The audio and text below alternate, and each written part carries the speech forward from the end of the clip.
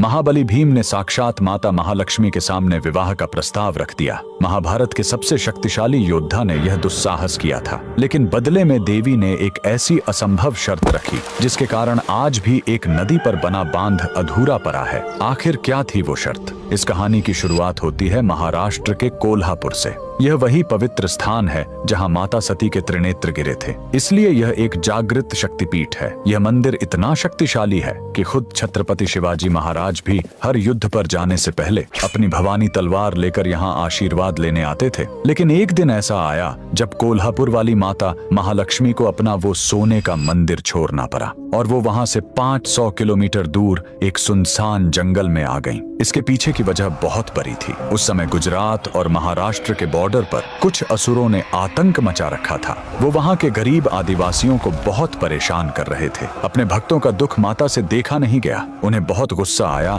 और वो उन असुरों को खत्म करने के लिए कोल्हापुर से निकल पड़ी। असुरों को खदेड़ते हुए और उनका अंत करते हुए देवी दहानू के जंगलों तक आ पहुंची। शाम हो चुकी थी तो देवी ने सोचा कि आज की रात इसी पहाड़ पर रुक जाती हूँ, लेकिन उन्हें अंदाजा नहीं था कि उस रात वहां क्या होने वाला है। उसी जंगल में पांडव अपना वनवास काट रहे थे। घूमते घूमते महाबली भीम उसी पहाड़ पर आ गए। वहां उन्होंने देवी को देखा। उस समय देवी एक साधारण लेकिन बहुत सुंदर स्त्री के रूप में थी। भीम उन्हें पहचान नहीं पाए और उन पर मोहित हो गए। भीम ने बिना देर किए देवी के सामने शादी का प्रस्ताव रख दिया। देवी मन ही मन मुस्कुराईं। वो जानती थीं कि भीम एक इंसान है और वो एक देवी, इसलिए यह शादी नहीं हो सकती। लेकिन तभी उन्हें याद आया कि पास के गांव में पानी की बहुत कमी है। देवी ने एक तरकीब निकाली। उन्होंने भीम से कहा कि मैं तुमसे शादी करूंगी, लेकिन मेरी एक शर्त है। तुम्हें सूरज निकलने से पहले इसी नदी पर एक बड़ा बांध बनाना होगा ताकि गांव वालों को पानी मिल सके।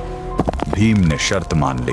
वो अपनी ताकत से बड़े बड़े चट्टान उखाड़कर नदी में फेंकने लगे। भीम इतनी तेजी से काम कर रहे थे कि रात खत्म होने से पहले ही बांध लगभग बन गया था। देवी को लगा कि अब तो भीम शर्त जीत जाएंगे। तब देवी ने एक लीला रची। वो खुद एक मुर्गा बन गई और अंधेरे में ही जोर से बांग दे दी। भीम को लगा कि सुबह हो गई है और वो शर्त हार गए। गुस्से में उन्होंने हाथ में उठाया हुआ आखिरी पत्थर वहीं पटक दिया और वहां से चले गए। वो अधूरा बांध आज भी वहां मौजूद है, जिसे भीम बांध कहा जाता है। और माता महालक्ष्मी अपने भक्तों की रक्षा के लिए हमेशा के लिए उसी पहाड़ पर एक पत्थर के रूप में बस गईं। कमेंट में लिखें, जय मां महालक्ष्मी।